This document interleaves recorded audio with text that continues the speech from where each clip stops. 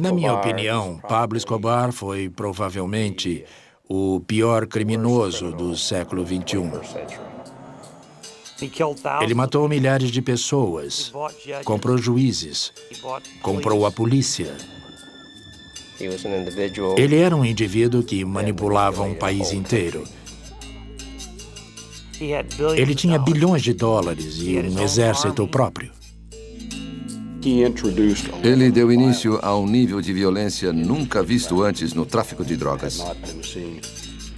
Dedicou-se à lesão corporal intencional. Assassinato era um meio de vida. Eu o considerava um monstro. Os governos colombiano e americano resolveram capturá-lo a qualquer preço. Nos envolvemos em uma operação muito longa. Quando a gente chegava na Colômbia, havia uma recompensa de $300 mil pela nossa cabeça. Ele corrompia as autoridades ou as intimidava. Sempre existia a ameaça de assassinato. Andava-se de carro com a arma em punho para se proteger. Ele se sentia no colo de Deus. Foi a maior história do bem contra o mal. Eu odiava aquele homem. E achava que não podia deixar a Colômbia até que Pablo Escobar estivesse morto ou preso em um presídio nos Estados Unidos.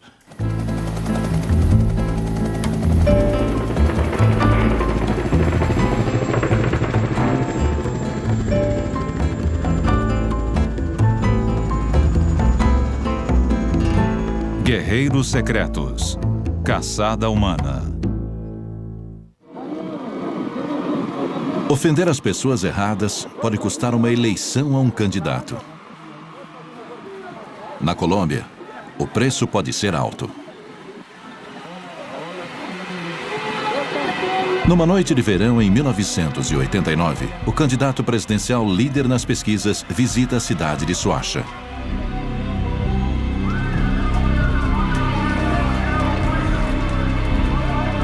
No tempo que dura um aperto de mão ou um beijo em um bebê, a campanha termina de repente.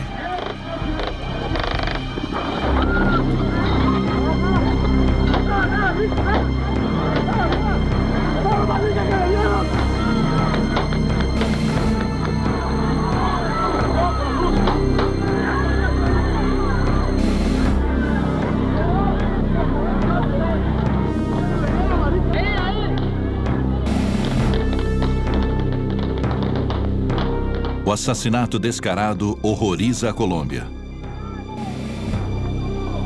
A onda de choque repercute até em Washington.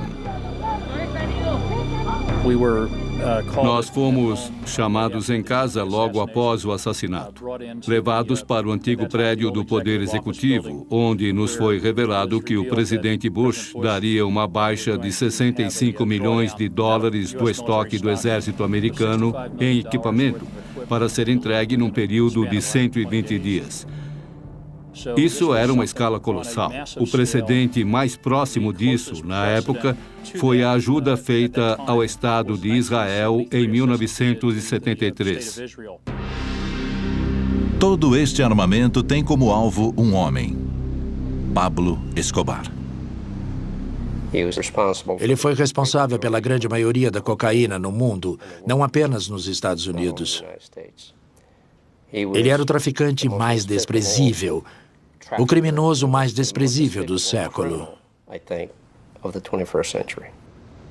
Joe Toft foi contratado para uma viagem de 3 anos como chefe da Agência Federal Americana de Controle de Drogas na Colômbia.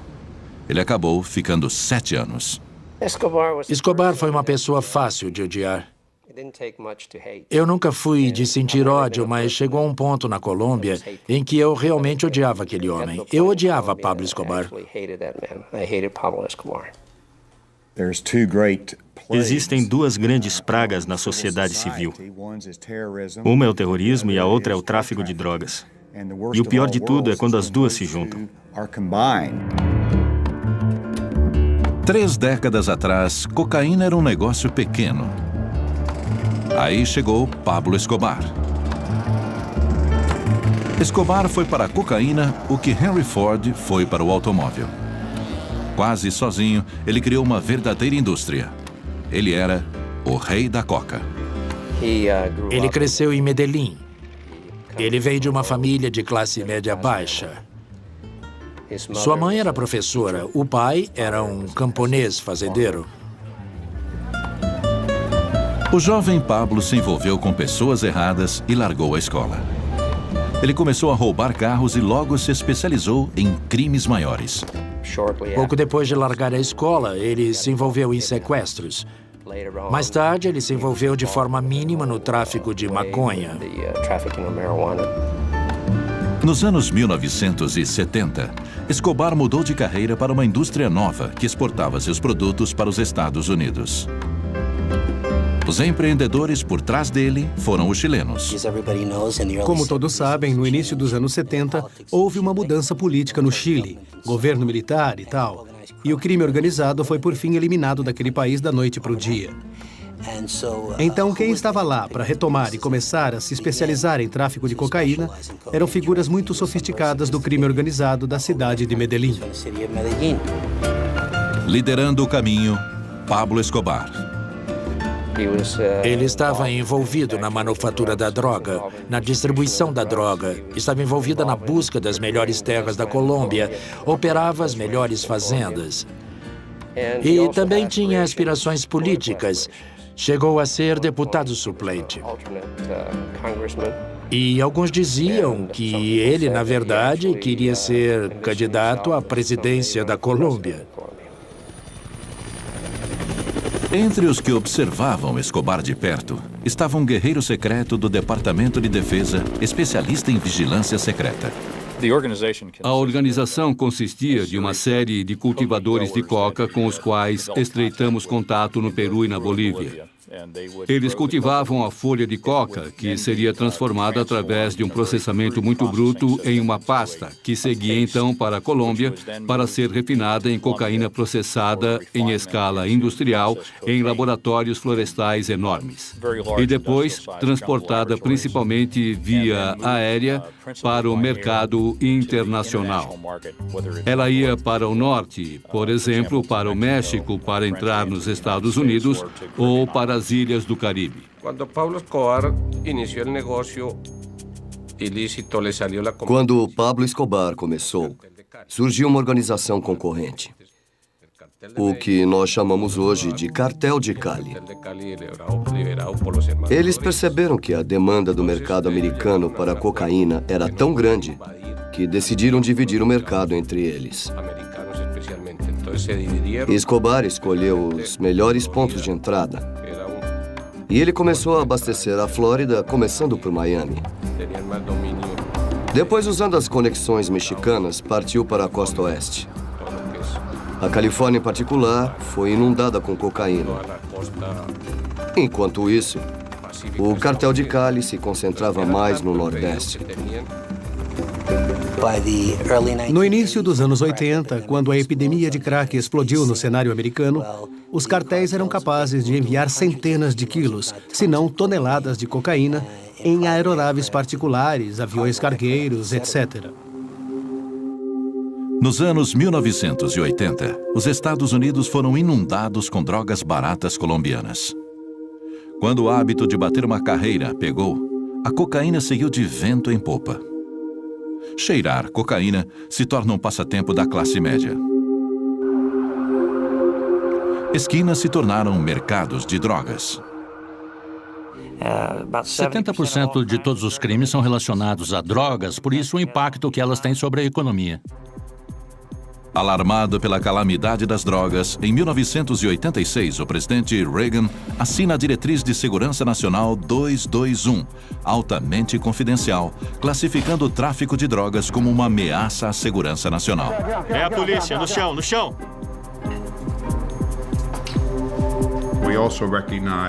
Nós também reconhecemos, na época, que havia um interesse vital em ajudar a manter as democracias frágeis das Américas Central e do Sul para o nosso próprio benefício.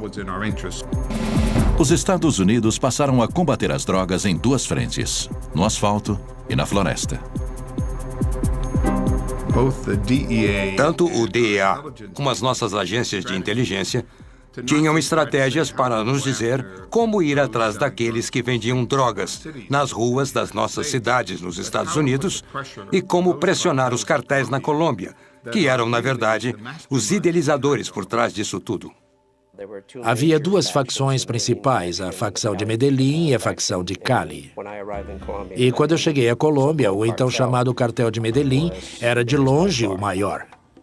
Eles cooperavam mutuamente e, em muitos casos, enviavam carregamentos em comum para os Estados Unidos. Pablo Escobar e sua organização criaram uma nova modalidade. Havia duas forças diferentes trabalhando. Pablo Escobar criou um conceito que chamamos de narcoterrorismo, em que se usava o terrorismo para promover o narcotráfico. Em cambio, o cartel de Medellín, o cartel de Cali. O cartel de Cali, por sua vez, usava corrupção. Eles diziam que a corrupção funcionava melhor que bombas. Essa era a maior diferença entre os dois. Em meados dos anos 80, os cartéis colombianos controlavam a indústria da cocaína nos Estados Unidos. Em lugares como Nova York, Miami, Los Angeles, Houston, Chicago, eles controlavam o tráfico em grande escala. Na época, eu integrava o Comitê de Assuntos Estrangeiros e nós todos nos esforçávamos muito para prender os senhores do tráfico no Sul. Pablo Escobar e o pessoal do cartel de Cali eram os que mais queríamos ver presos.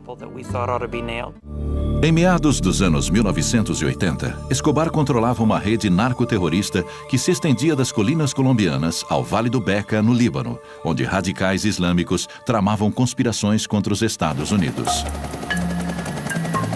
Escobar agora se tornara alvo da maior caçada humana dos Estados Unidos em solo estrangeiro até Osama Bin Laden. Conforme um tratado com a Colômbia, chefes do tráfico podiam ser extraditados para ser julgados nos Estados Unidos.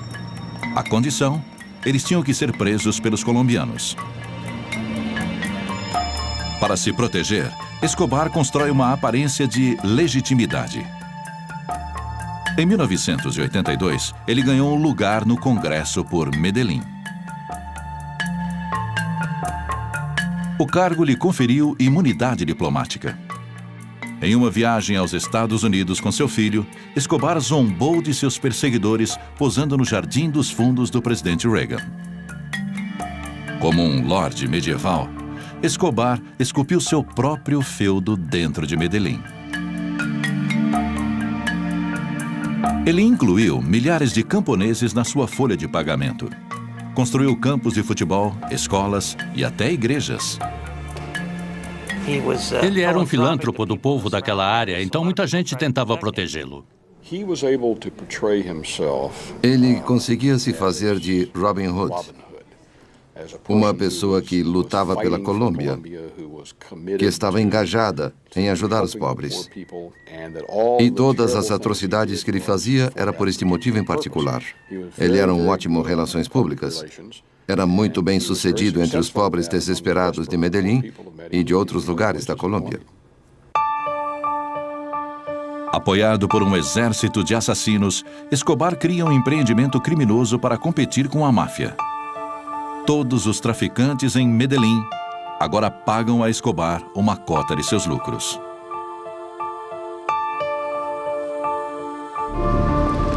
Como embaixador na Colômbia, Morris Busby era o homem certo, no lugar certo, na hora certa. Formado pela Academia Naval, Busby era especialista em combate ao terrorismo.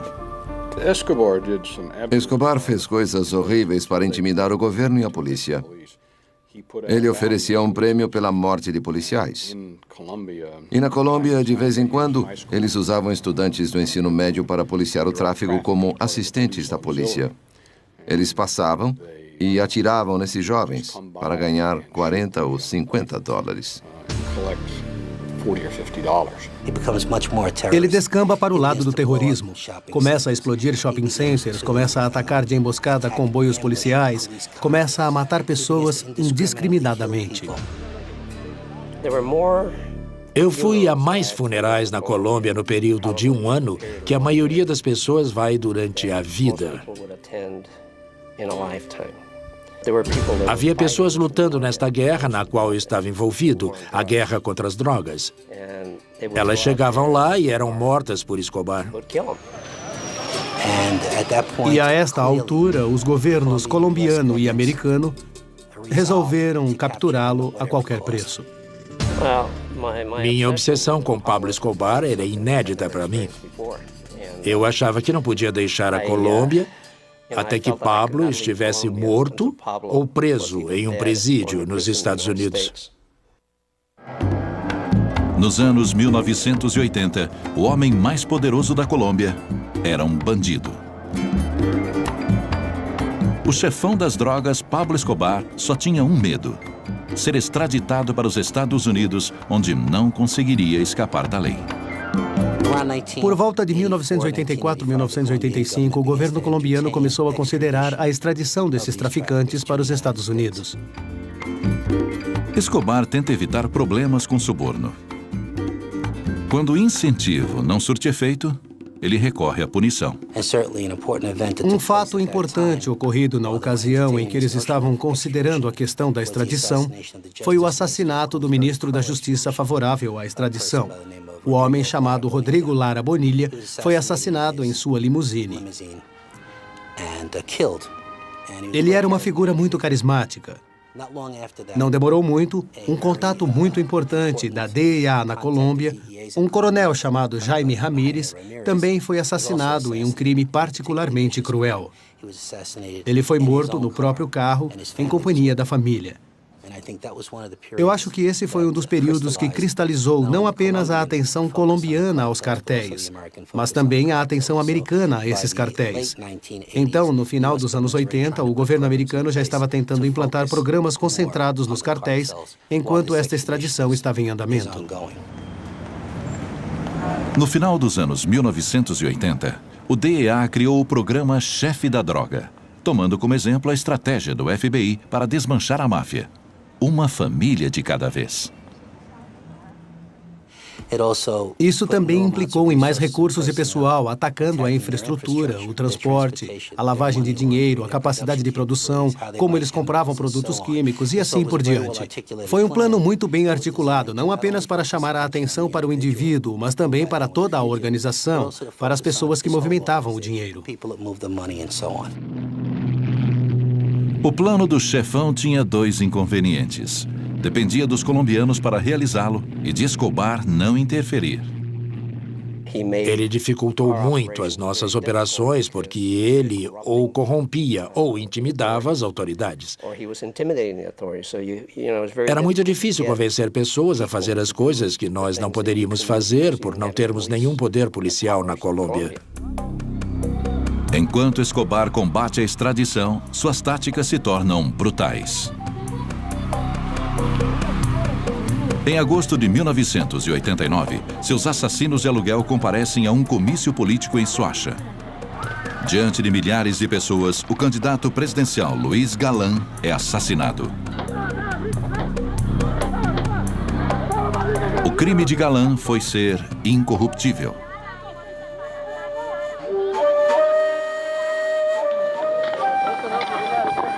No mesmo dia, os assassinos de Escobar fizeram vítimas em outras cidades da Colômbia.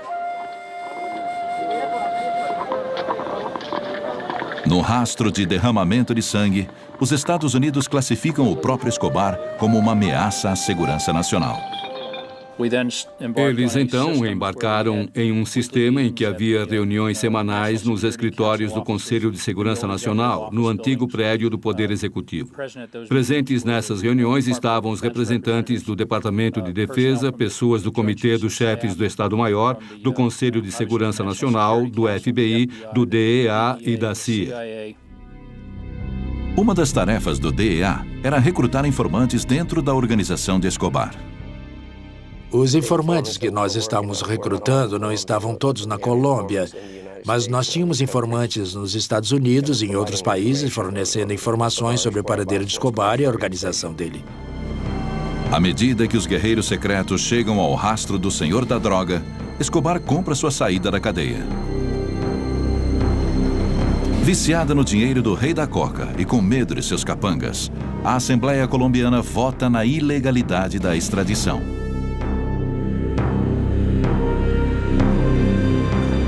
O presidente George Bush responde com uma emenda.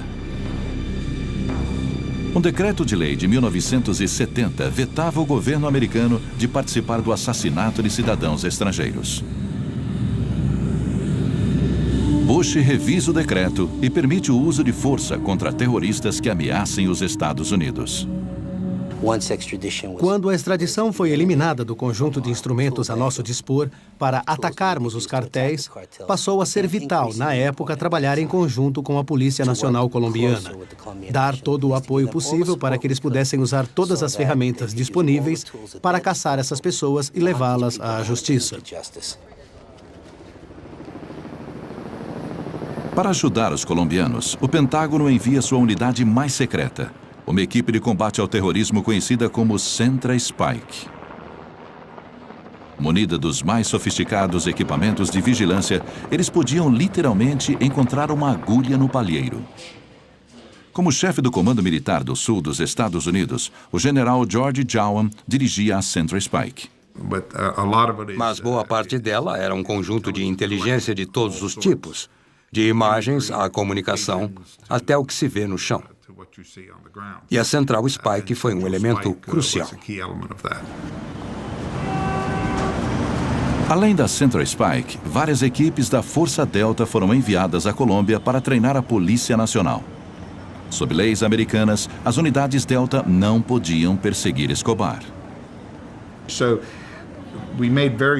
Nós garantimos que a equipe Delta, que as forças especiais, entendessem que deviam treinar os colombianos. Demoraria mais, mas era importante que a polícia colombiana fizesse essa operação.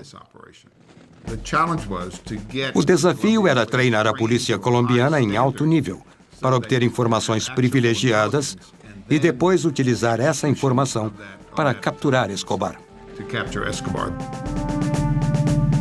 As equipes Delta treinaram 2 unidades novas dentro da polícia colombiana.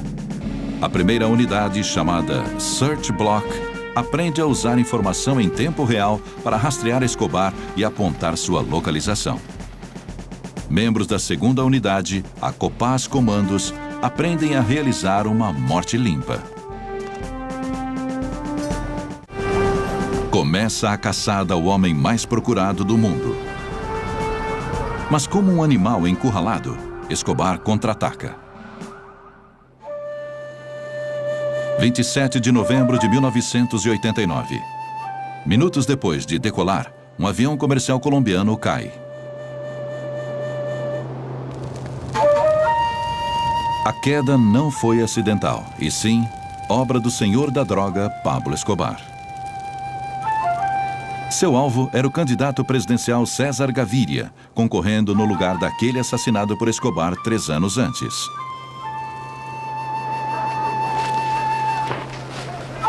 Mas Escobar estava mal informado. Gaviria não estava no avião. Todos os que estavam a bordo, 110 pessoas, morreram. Um mês depois, Escobar ataca novamente. Ele escolhe um alvo simbólico, o órgão colombiano equivalente ao FBI. Centenas de pessoas feridas. 70 morrem. Ele não hesitava em matar seus inimigos, suas famílias. Era capaz de fazer isso usando puro terror. Ele era lendário pela violência com que tratava pessoas, empregando diferentes formas de tortura. E, de fato, houve uma gravação telefônica na qual um homem era torturado no fundo enquanto Pablo conversava com a esposa ao telefone. Pelo que eu soube deste telefonema, Pablo põe a mão no bocal e pede aos seus capangas: "Cala a boca dele, estou falando com minha esposa", e segue conversando com a esposa sobre temas corriqueiros. Não há dúvidas de que Escobar seria considerado por muitos um psicopata. 2 meses depois do atentado à sua vida, César Gaviria é eleito presidente. Ele decide pegar Escobar ou morrer tentando. No verão seguinte, informações cruciais da Central Spike permitem que tropas colombianas contra-ataquem. A Search Block localiza o primo de Escobar, um manda-chuva de seu cartel. No tiroteio subsequente, o primo é morto. Mais 2 associados, o cunhado de Escobar e seu tesoureiro, têm o mesmo destino. Escobar revida sequestrando a filha de um ex-presidente. Meses depois, ela é morta durante um resgate abortado. Encorajado pelo sucesso, Escobar sequestra mais parentes do partido da situação. Então, um aliado inesperado entra na guerra contra Escobar: o concorrente Cartel de Cali. Um por um, os homens de confiança de Escobar são mortos. Escobar decide que o lugar mais seguro agora é atrás das grades. Em junho de 1991, ele se entrega ao exército colombiano. A prisão ficava no topo de uma montanha na pequena cidade de Envigado, perto de Medellín. Era uma área muito isolada, com acesso apenas por uma estrada de terra. Escobar fica preso em uma cela de ouro e gasta do próprio dinheiro $5 milhões para construí-la. Ele vive no estilo em que se acostumara. Higiene é um fetiche para Pablo. Onde quer que ele more, ele quebra o banheiro antigo, constrói um novo e ordena que se mantenha imaculado.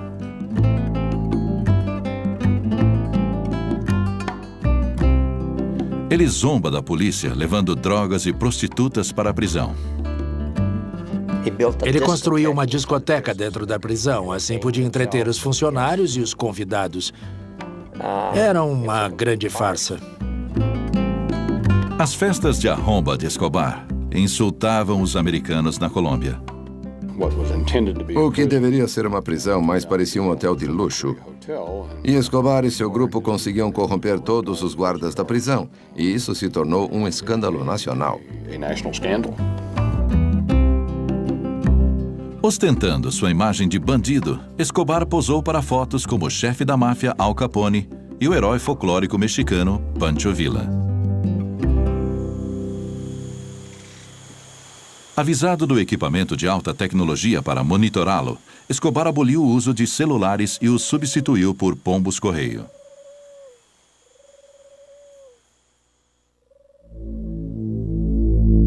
No cúmulo da audácia, Escobar reuniu um arsenal para seus homens de confiança.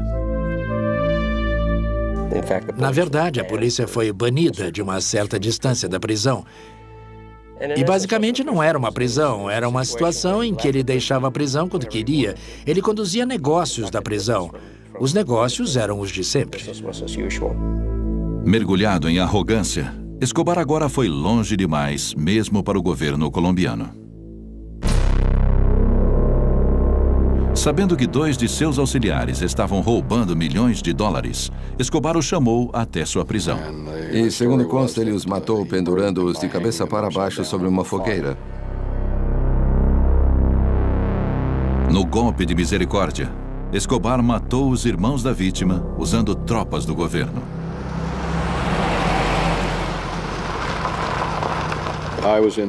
Eu estava nos Estados Unidos em consultoria aqui em Washington. Recebi um telefonema em torno da meia-noite, dizendo que o governo colombiano estava preparando uma ação contra Escobar e queria tirá-lo de Envigado. Subornados ou intimidados, os soldados param próximo da prisão. Escobar se aproveita do atraso. Umas 5 ou 6 horas se passaram e recebi outro telefonema dizendo que de fato ele tinha escapado. Escobar se torna um fugitivo relutante. Acho que ele nunca teve a intenção de sair de Envigado. Só quando o governo colombiano montou uma operação para retirá-lo de lá e ele percebeu isso, foi que ele fugiu para impedir que isso acontecesse. Foi embora. Mas acho que se o governo não tivesse feito isso, ele estaria tão seguro quanto no colo de Deus. Não havia razão para ele querer sair de lá. Com Escobar solto, o presidente colombiano procura Busby. Ele, obviamente, estava transtornado pelos mesmos motivos que eu. Conversamos sobre isso e ele deixou claro que gostaria da ajuda americana. Eu garanti a ele que nós ajudaríamos e voltei à Colômbia no mesmo dia. Com a retomada da caçada a Escobar, cada minuto contava. Eu achava que quanto antes nós pudéssemos procurá-lo, maior a chance de localizá-lo, porque ele não havia planejado sua fuga e ainda não tinha tido tempo de contatar seu pessoal e montar as defesas que ele mais tarde providenciaria para se proteger. Então, era primordial que nós agíssemos bem depressa.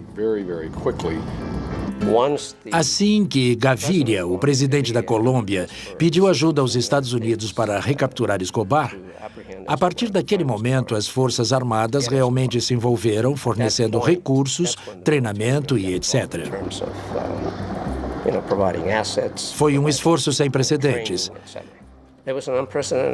Eu não consigo me lembrar de outro momento com tanto apoio de Washington para pegar um criminoso em terra estrangeira.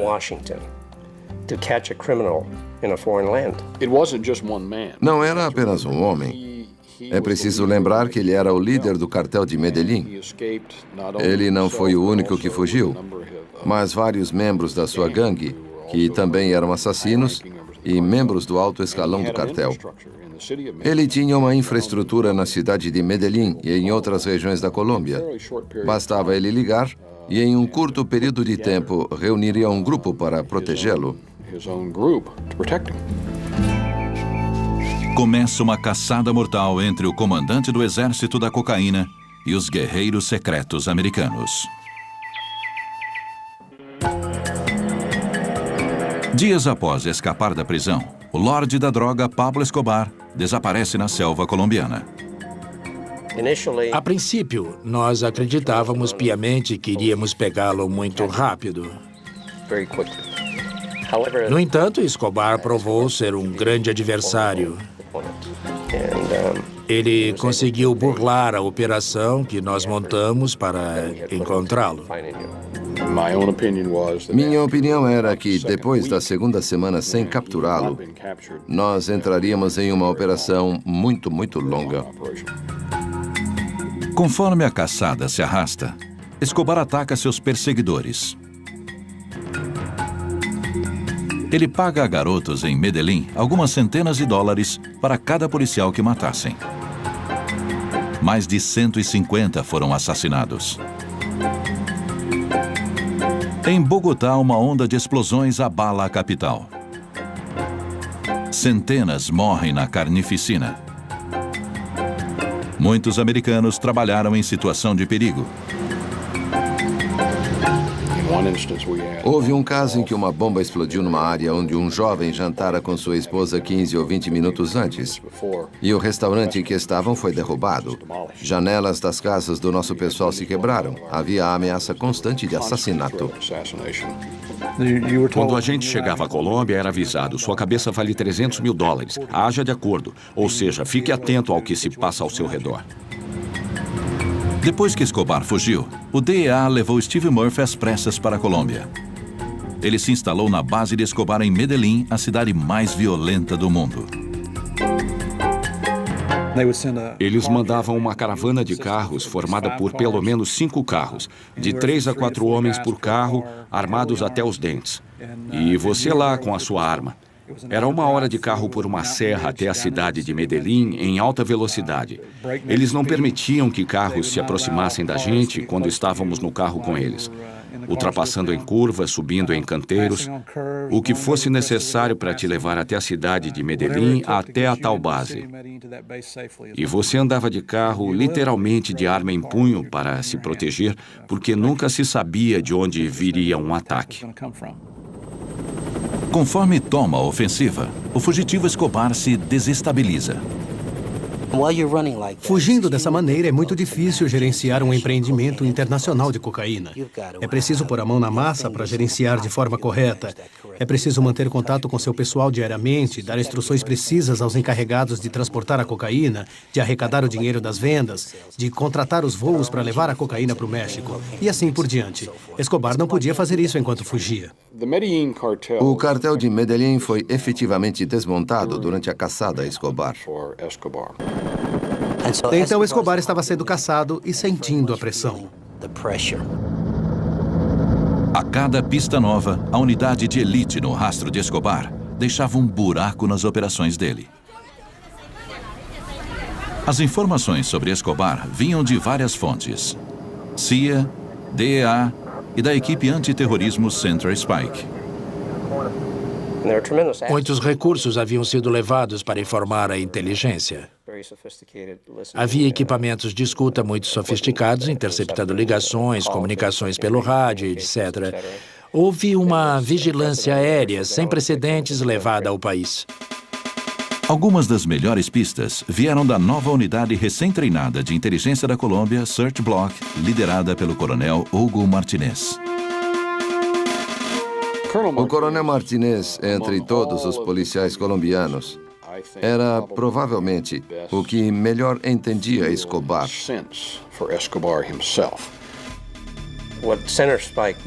O que a Central Spike fez foi aumentar tremendamente a nossa habilidade de monitorar as conversas entre Escobar e o seu grupo. Escutas escondidas ajudaram a capturar os companheiros de Escobar, mas não o próprio Escobar. Quando eles triangulavam o sinal dele, o equipamento de busca direcional de rádio não tem precisão absoluta. Ele te dá a área em geral. Mas quando a unidade conseguia chegar ao local, ele já tinha saído. Já estava a 10, 15 quilômetros dali.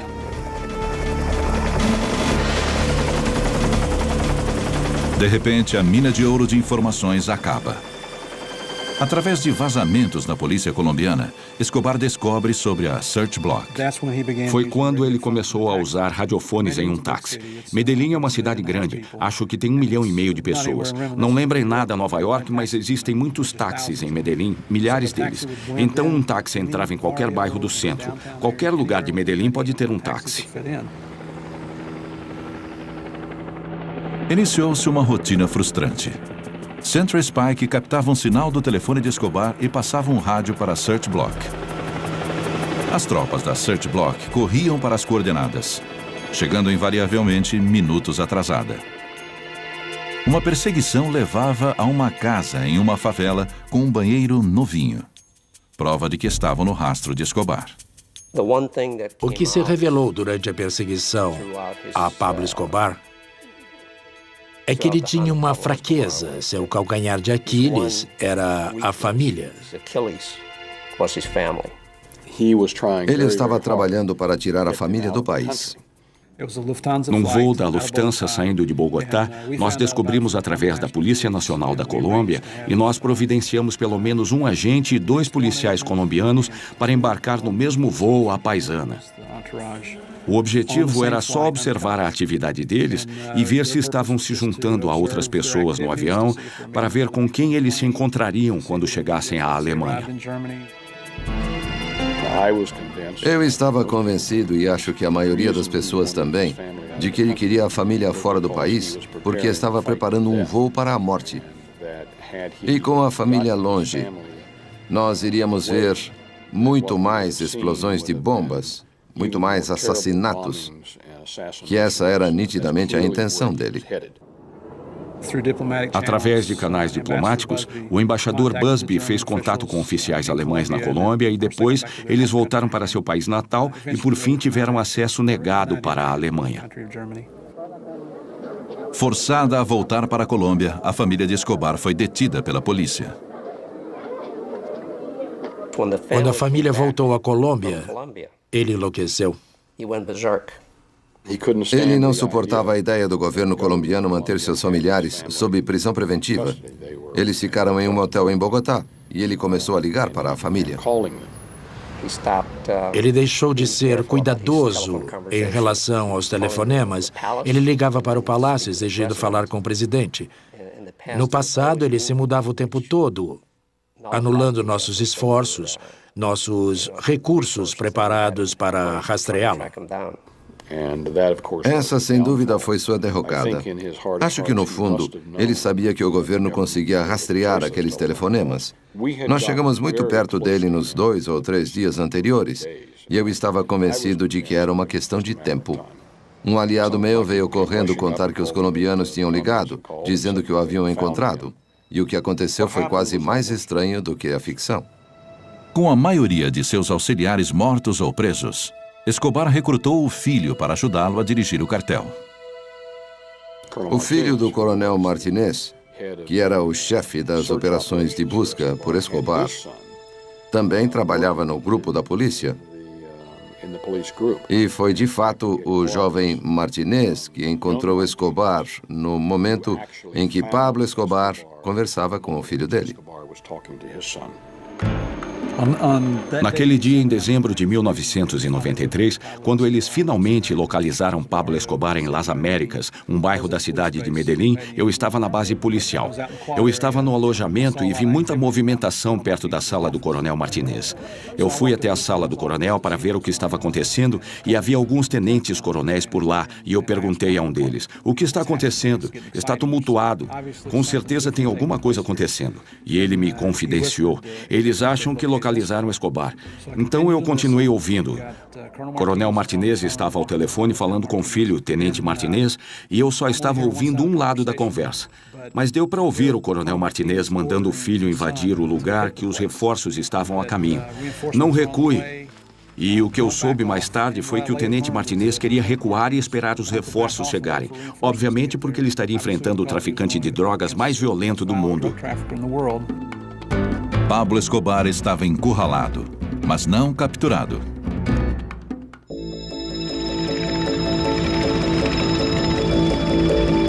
No quartel da polícia em Medellín, o agente do DEA, Steve Murphy, esperava o desfecho de um tiroteio com o lorde da droga mais poderoso do mundo. Uma unidade de elite da polícia colombiana localizara o esconderijo de Pablo Escobar.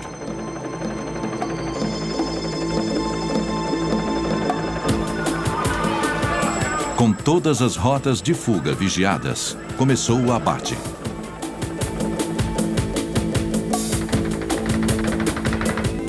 Escobar vai para uma janela no alto. Acho que deu para ouvir o tiroteio, ou talvez tenha sido por telefone, não lembro bem. E eu logo ouvi o Coronel Martinez gritando: "Eles pegaram Escobar, acabaram de matar Escobar." Eu entrei no carro com ele e corremos para o local. Quando chegamos lá, havia um bloqueio da polícia. As forças armadas ainda não tinham chegado. Apenas a polícia cercava a área. Nós entramos e subimos para o segundo andar. Eu estava lá com o Coronel Martinez observando o telhado onde estava o corpo de Escobar e os 7 homens da unidade que conduziram o ataque estavam lá também. Eu fui contar ao pessoal da CIA, eu fui contar para todo mundo que encontrei na embaixada que Pablo Escobar finalmente estava morto. Eu estava no meu gabinete na embaixada quando soube que Escobar tinha sido morto. Pedi uma prova. Eles voltaram. Eu liguei para o contato que tinha na Casa Branca e disse: "Acho que nós o pegamos." Uns 15 ou 20 minutos depois, eu soube que eles tinham comparado as impressões digitais. E, de fato, ele estava morto. E foi o fim de 18 meses de estresse. A grosso modo, eu acho que foi a maior história do bem contra o mal. Se quisermos criar personagens para a história, seria o Príncipe das Trevas, personificado por Escobar, contra as forças do bem. Nesse aspecto em particular, as forças do bem ganharam. Eu acho que não há um grupo melhor de agentes, mais concentrado em sua missão. Eles são extraordinariamente valentes, mostraram um nível de comprometimento que iriam a qualquer lugar para cumprir a missão. Ainda há uma grande quantidade de drogas produzidas na Colômbia que consegue passar pelas nossas fronteiras mais pobres. Minha opinião é que, com certeza, nós, como um país, nós, americanos, temos que continuar a luta contra os traficantes de drogas. Precisamos impedi-los, combatê-los a cada momento.